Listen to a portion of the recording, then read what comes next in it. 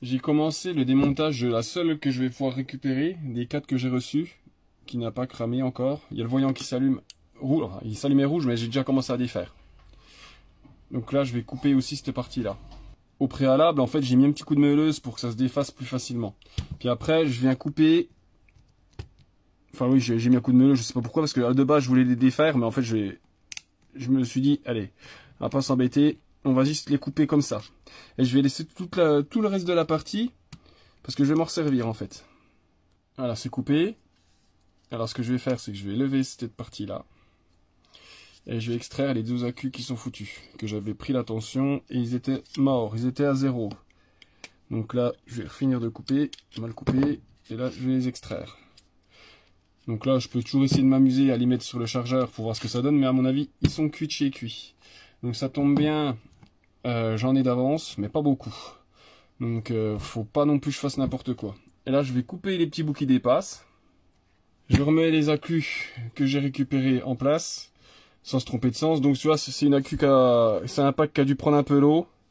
Donc je pense que, de toute façon, c'est toujours ici qu'elle crame. Toutes celles que j'ai réparées, c'est toujours les 2 accus du côté positif qui crament. Je sais pas pourquoi. Donc là, ce qu'on fait, on replie bien les pattes pour que ce soit bien en position. Mais ce qui est chiant, il faut que je les pousse en même temps de ce côté-là, parce qu'ils se mettent en retrait.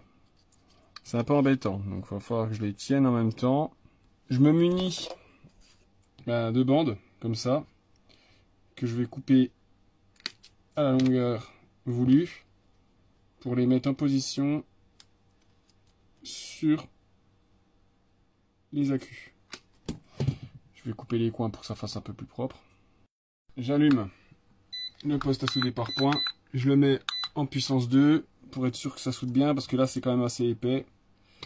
Et on met en position. Je vais les tordre un tout petit peu de manière à ce que ça épouse la forme.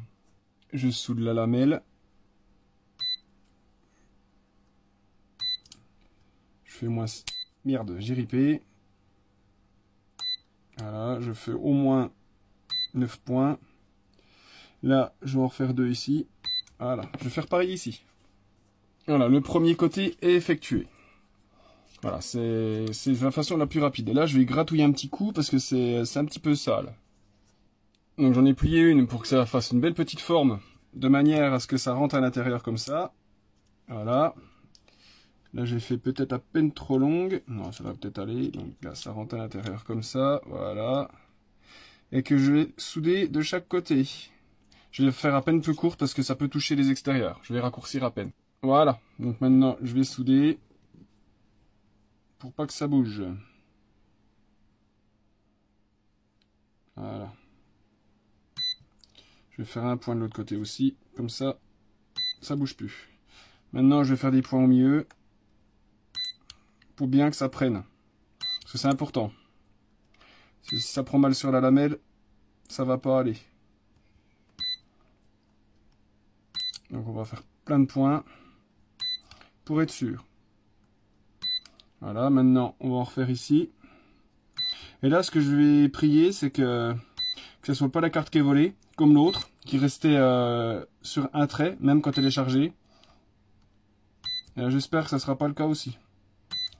Donc là, c'est branché. Et ben, ça claire comme ça, mais le souci, c'est que le niveau est au mini. Donc je vais devoir la recharger. Et on va voir tout de suite. Moi, je l'ai mis sur le chargeur et ça fait exactement comme l'autre, c'est-à-dire que ça reconnaît pas la batterie. Donc en fait, c'est des batteries qui vont fonctionner sur les outils. Je vais essayer sur un outil, mais ça fonctionne sur les outils, ça fonctionne pas sur le chargeur. Ça, c'est chiant, ça. Je vais quand même la recharger. Donc celles-là, là, elles sont en 4,10 à peu près. Je vais recharger les autres à fond. Donc j'ai mis en 4S, parce qu'il n'y a que 4 rangées en série. Et puis une fois que ça sera fait, le niveau de charge va sûrement monter. Mais ça sera toujours pas reconnu par le chargeur. Donc il va falloir que je trouve une parade. Elles vont marcher sur les outils, mais elles ne marcheront pas sur le chargeur. Donc ça va être un petit peu chiant.